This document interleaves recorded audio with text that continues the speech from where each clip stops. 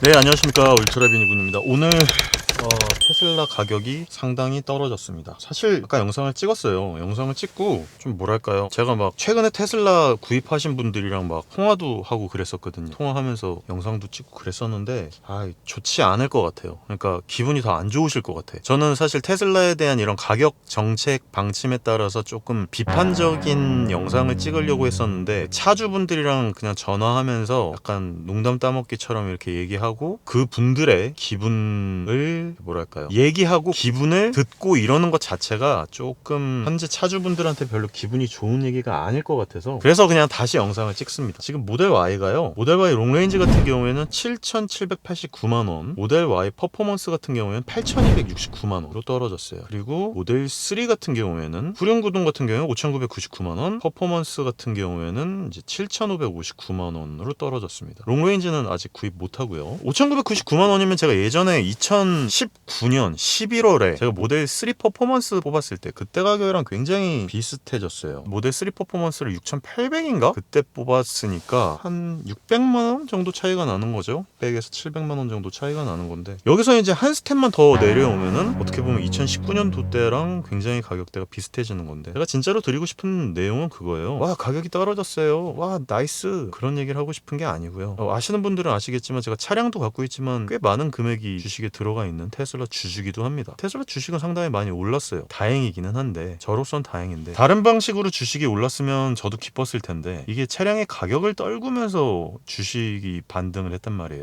그러니까 그거죠. 테슬라가 가격을 이렇게 미친 듯이 올린 상태에서 더 이상 팔리지 않으니까 가격 경쟁력이 이제 떨어지고, 이제 사람들의 입방아에 오르내리기 시작하면서 테슬라의 주식이 좀 떨어지기 시작하고, 그것 때문인 건지 원래 계획이 있었는지 모르겠지만 어쨌든 차량 가격을 미국에서 먼저 하락을 시키고 또 중국에서도 하락을 시켜서 얼마 전에 난리가 났었죠. 중국에서는 기물을 부수기도 하고 막 그러면서 난리가 났었는데, 우리나라 사람들은 참 진짜 되게 뭐랄까요, 양반이라 그래야 되나? 그리고 이런 부분에 있어서 가격적인 부분이 이렇게 엄청나게 떨어지고, 어떻게 보면 소비자분들이 보호를 못 받은 거잖아요. 가격적인 부분에서도 보호를 못 받고, 어떻게 보면 몇 번 얼마 전에 말씀드렸던 것도 있는데, 테슬라의 어떤 트림 자체가 바뀌거나 부품, 실내 내부 구조가 바뀌는 부분에 대해서도 어떻게 보면 보호를 받지 못하는 거거든요. 너무 바뀌어버리니까 건조 증상도 없고 언제 오르고 내리겠다는 얘기도 전혀 없고, 이렇게 얘기하는 사람들도 있을 거예요. 아우디, 뭐 벤츠, 뭐 현대기아도 그러는데 왜 테슬라만 갖고 그러냐? 틀린 말씀은 아닌데, 이 경우가 어느 정도라는 게 있잖아요. 테슬라는 그 정도가 좀 심하죠, 다른 브랜드들보다.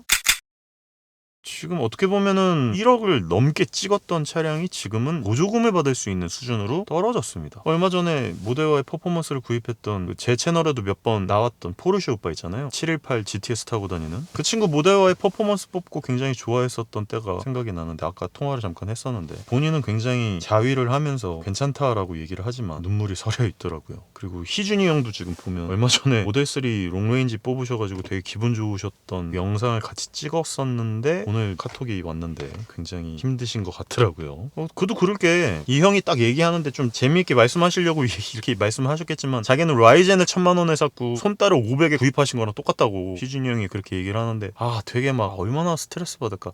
저 같으면 되게 스트레스 받을 것 같아요. 제가 예전에 시계에 한참 빠졌을 때 제가 롤렉스를 되게 좋아했었거든요. 근데 제가 롤렉스를 별로 안 좋아하게 된 계기가, 시장 경제 논리 같은 거 다 그냥 개나 줘버리고 가격이 막 주구장창 올라가는 거예요. 리셀도 되게 많이 심해지고, 시장 원리에 따라 프리미엄이 붙고, 그런 여러 가지 상황들에 대해서는 저도 납득을 하죠. 시장 원리니까. 근데 테슬라도 마찬가지고 롤렉스도 마찬가지고, 선정부지로 치솟는 이 가격을 본사 자체가 별로 잡을 생각이 없다는 겁니다. 그리고 심지어 테슬라는 일론 머스크가 CEO가 테슬라 가격을 직접 관장하죠. 내리고. 이런 부분들이 사실 어떻게 보면 가격적인 부분에 대해서 소비자분들께서 보호를 못 받은 부분이 아닌가라는 생각이 들어서 굉장히 좀 기분 나쁘더라고요. 불쾌하다고 해야 될까요? 뭐 이건 역시도 제 생각일 수 있습니다. 저 혼자만의 생각일 수 있고, 근데 저는 차량 가격이나 부동산도 아니고 이렇게 오르락 내리락 하는 거는 조금 별로라고 생각해요. 주식도 아니고 시가도 아니고. 계속 연락 오네. 생각해보니까 지금 카톡이 하나 왔는데, 준오토 윤 대표님 동생분도 모델 Y 퍼포먼스 뽑았거든요. 거의 8,900인가에 뽑은 걸로 알고 있는데, 제가 알고 있기로 지금 그 가격보다 떨어진 거예요. 포르쉐 오빠도 뽑은 가격보다 떨어졌어요. 근데 누구도 이 부분에 대해서는 공감해주지 않잖아요. 오히려 막 놀리잖아요, 사람들이.